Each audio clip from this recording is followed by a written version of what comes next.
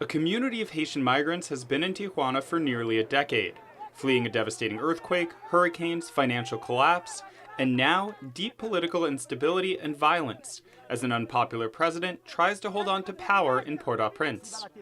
Many Haitians are stuck in Tijuana, fearful that by crossing the border, they'll be sent right back to Haiti, but unable to make a life for themselves in Mexico. When a migrant camp was established in February at the El Chaparral port of entry in Tijuana, hundreds of Haitians set up tents, hoping that they would soon be allowed to declare asylum in the U.S. Dorleon Ito was one of the Haitians we met when the camp opened. He'd been living in Tijuana for a year.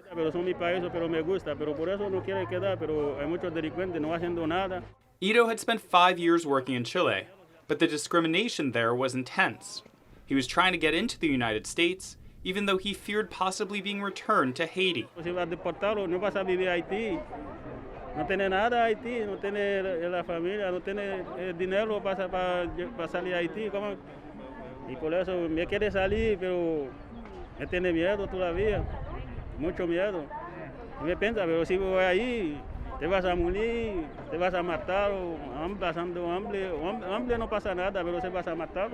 A rule known as Title 42 bars the entry of any asylum seekers into the U.S. during the COVID-19 pandemic. Border Patrol has been immediately sending border crossers back to Mexico or their countries of origin. Since the beginning of the Biden administration, more children, families, and single adults have been able to enter the U.S. and continue their asylum claims from inside the United States. At the same time, interior immigration enforcement has been scaled back. But that hasn't held true for Haitian migrants. The Biden administration has removed over 1,200 Haitians from the United States. That's more than during all of Trump's final fiscal year in office.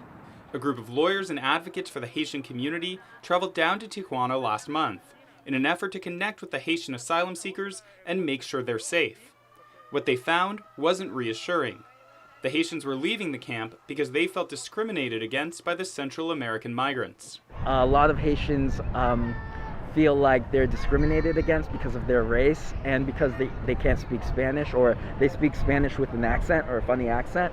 Christian Nestor is a Haitian-American lawyer who works with the Haitian Bridge Alliance. He says many Haitians have gone broke in Mexico. So a lot of Haitians are stuck here and their workers' authorization has expired.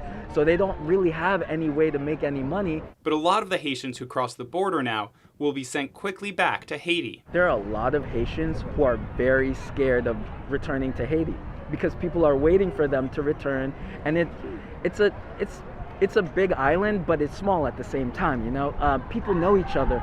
He doesn't believe that the treatment of Haitians in the American immigration system, or the role that the U.S. has played in supporting the current regime in Haiti, has deterred anyone from coming to the U.S. Even with the checkered kind of history, the United States is the land of opportunity, and people really want that chance to live that American dream.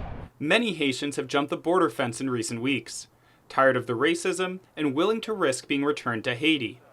Asking around the camp last week, Dorleon Ito was nowhere to be found. He's possibly now one of the thousands of Haitians who came to the border looking for asylum and decided to risk return to a dangerous country for a small chance of being allowed to stay in America. In Tijuana, Max Rivlin-Nadler, KPBS News.